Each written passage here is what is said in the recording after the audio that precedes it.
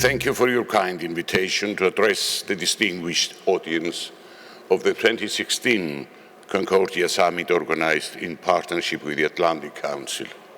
Cyprus, belonging in a region where peace and stability are the most scarce commodities, is exerting intense efforts to find a solution to the 42-year-old Cyprus problem. We are cautiously optimistic that conditions may soon prevail that will enable us to reach a comprehensive settlement. My aim remains simple and clear: to end the unacceptable status quo and reach a functional and comprehensive settlement, one that will enhance even further Cyprus' regional role and which will contribute to the stability and prosperity of the region. A viable and functional solution to the Cyprus problem in line with the European acquis, values and principles, a solution that would maintain Cyprus' independent foreign policy, Cyprus' independent policy, a solution that will safeguard the human rights and fundamental freedoms of all Cypriots. Dear friends, we have just concluded an intensive phase of negotiations through holding 8 meetings on the time period of 23rd August, 14th September 2016. Despite the important progress achieved on the chapters of governance, European Union, economy, property, there is still a considerable number of issues on which there are divergences.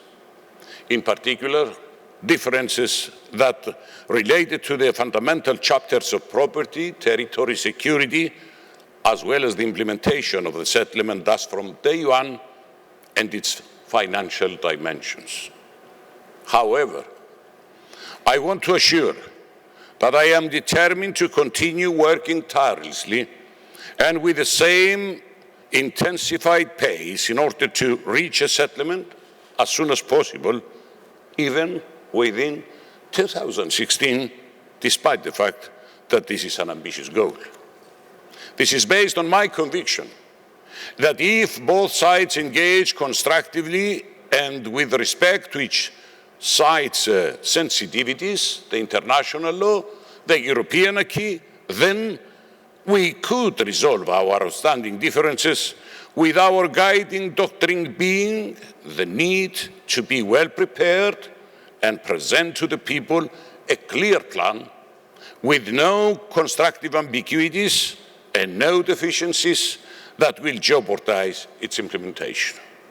In this respect, Turkey's contribution in concrete terms is vital, and we count on our partners and friends such as the United States, to relay to Ankara the value of a constructive approach, particularly on the critical issues that will determine the final outcome of the intense phase of negotiations that we are engaged in. Can you give us a feel for what are some of the key final issues that you have in the agenda and are advancing this week here in New York? We're trying to evaluate what we have succeeded till now, whilst at the same time we have to program the next intensive phase of negotiations, because, as I have already mentioned, we have succeeded a great progress, but still core issues remain to be answered. And the most remaining issues depend on Turkey's will. That's why our efforts is to motivate our friends and allies in order to exercise their influence to have a progress on this, in this respect, trying to pursue Turkey that it is to their best interest as well. We want Turkey in Europe. We like to have a European Turkey. We want to cooperate with Turkey, but not under today's conditions, with an occupation army, with a violation of human rights and so on. And let's hope that the energy incentive is one of the most important nowadays for Turkey as well, in order to give a hand in finding and finalizing a comprehensive solution to the best interest of Greek and Turkish Cypriots.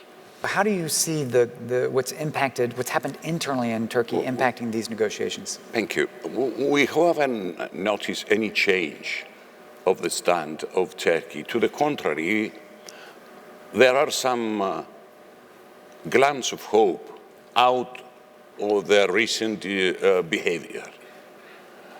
Maybe because Erdogan came out stronger out of the crisis. Maybe because he's in control of the army. Maybe because the Syrian question has gave him the way out, and to turn the attention to the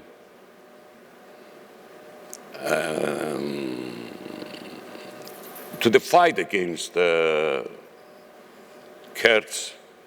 Cyprus maybe is one of the success stories he might need in order to face the challenges within Turkey.